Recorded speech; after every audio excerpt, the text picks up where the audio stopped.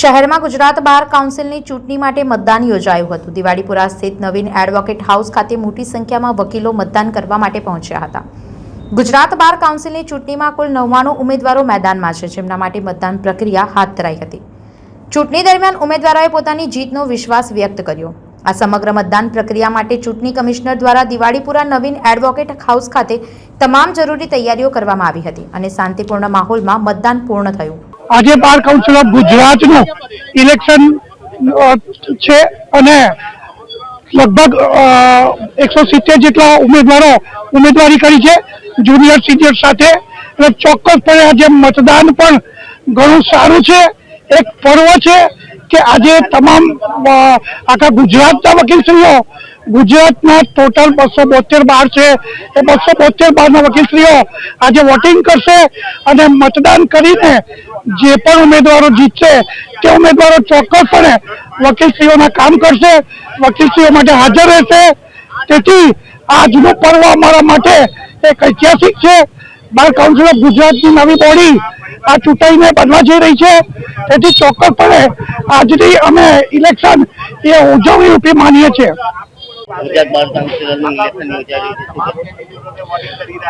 Bar council of ગુજરાતનું election જ્યારે આજે સમગ્ર ગુજરાતમાં હાલ ચાલી રહ્યું છે, ત્યારે વડોદરા વકીલ મંડળના ઘણા ઉમેદવારો ચૂંટણીમાં ઝંપલાવ્યું છે। અમને ખાતરી છે કે ઐતિહાસિક વોટિંગ તો થશે જ, પરંતુ સાથે સાથે વડોદરાને અત્યાર સુધી 2 જ મેમ્બરો ચૂંટાઈને બાર કાઉન્સિલ ઓફ ગુજરાતમાં પ્રતિનિધિત્વ કરતા હતા, રણજીતભાઈ રાઠોડ અને નલિનભાઈ પટેલ। પણ હવે આ વખતે જે પ્રકારની પૂરજોશમાં તૈયારીઓ છે વડોદરાના તમામ ઉમેદવારોની, અમને ખાતરી છે કે ઓછામાં ઓછા 5 જણા આ વખતે ચૂંટાઈને આવશે અને બાર કાઉન્સિલ ઓફ ગુજરાતમાં વધુમાં વધુ પ્રતિનિધિત્વ વડોદરા વકીલ મંડળને મળે એ પ્રકારે આ ચૂંટણીનું જ્યારે પર્વ છે, મહાપર્વ છે।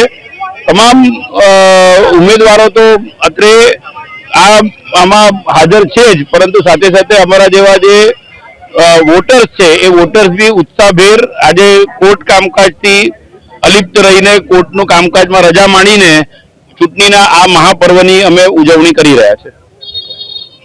ગુજરાત બાર કાઉન્સિલનું ઇલેક્શન યોજાઈ રહ્યું છે।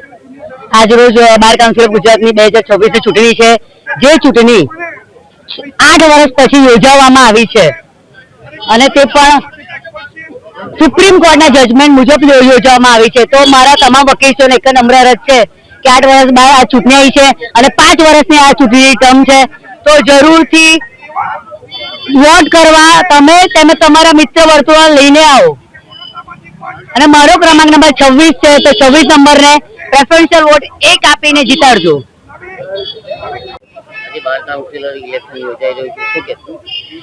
બસ આ ઇલેક્શનનો પર્વ છે એટલે ઓલવેઝ જ્યારે 1.5 મહિના 2 મહિનાથી બધા ઉમેદવારો મહેનત કરતા હોય, હું પણ એક ઉમેદવાર હોય મહેનત કરી છે। 91 નંબર એટલે આમ તો એવું કહેવાય કે આપણા ભારત દેશના ટેલિફોનનો કોડ નંબર 91 એટલે આપણે 91 થી એટલે આપણે શુદ્ધ દેશી ભારતીય થી ઓળખાતા હોઈએ છીએ, એ જ નંબર મને મળ્યો છે, મહાદેવની કૃપા છે।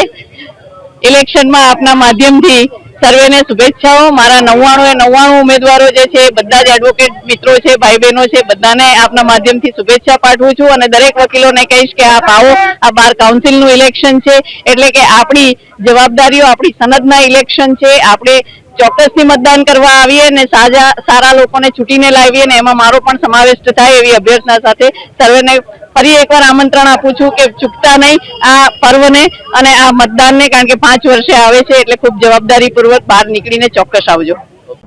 સંવાદદાતા સાથે અભિપ્રાય ન્યૂઝ, વડોદરા। આવા જ વધુ સમાચારો જોવા માટે સબસ્ક્રાઇબ કરો અમારી YouTube ચેનલને અને જોડાયેલા રહો Facebook, Instagram અને Twitter પર।